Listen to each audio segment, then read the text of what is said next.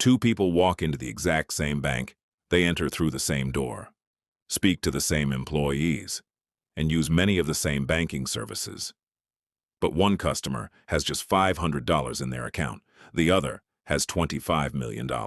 Who do you think receives faster service? Who gets better loan offers? Who has a personal banker available with just one phone call? The answer is obvious. Banks don't just treat everyone the same.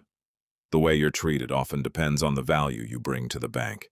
Today, we'll explore how banks treat customers at every level of wealth, from $0 all the way to $25 million, and why everything changes as your money grows. Let's get started. At this level, banks usually earn more money from you than you earn from them.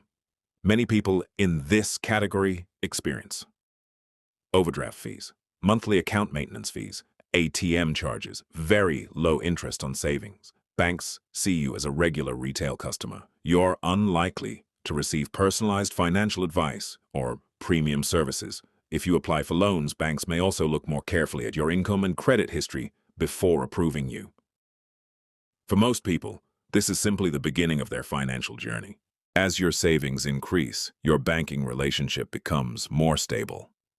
Banks begin offering products such as basic credit cards, personal loans, auto loans, higher daily transaction limits. You may also receive promotional offers through email or your banking app. However, you're still considered an average customer. Most services remain standardized. Now banks begin paying more attention. At this level, you may qualify for better savings accounts, lower loan interest rates, higher credit card limits, priority customer support. The bank now sees potential. You're becoming someone who could eventually purchase investments, mortgages, or other financial products. Your relationship with the bank starts becoming more valuable. Here's where things start changing. Many banks invite customers into preferred or priority banking programs. These programs often include dedicated financial advisors, faster customer support, reduced banking fees, better mortgage rates, investment guidance.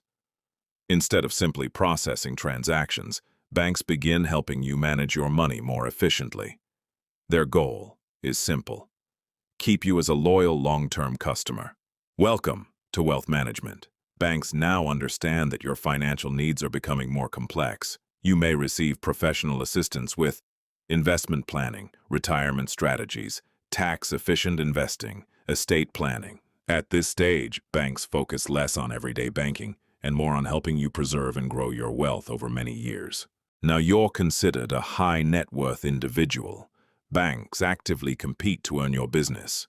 You may receive a private banker, premium lending options, large credit lines, exclusive investment opportunities, personalized financial planning. At this level, convenience and expert advice become far more valuable than avoiding small banking fees. This is the world of private banking. Everything changes.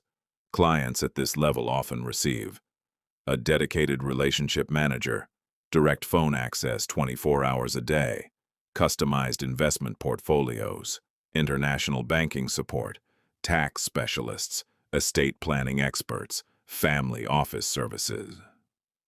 Many of these services are never advertised publicly.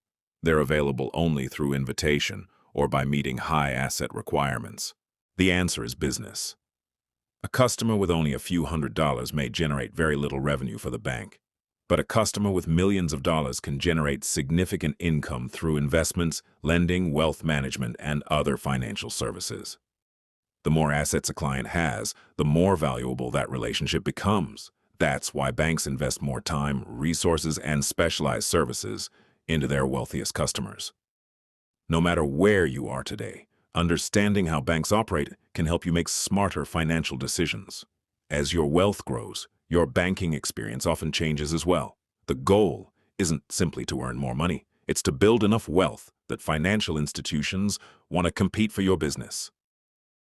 If you enjoyed this video, don't forget to like, subscribe, and join us for more videos about money, investing, and building long-term wealth. Thanks for watching, and we'll see you in the next video.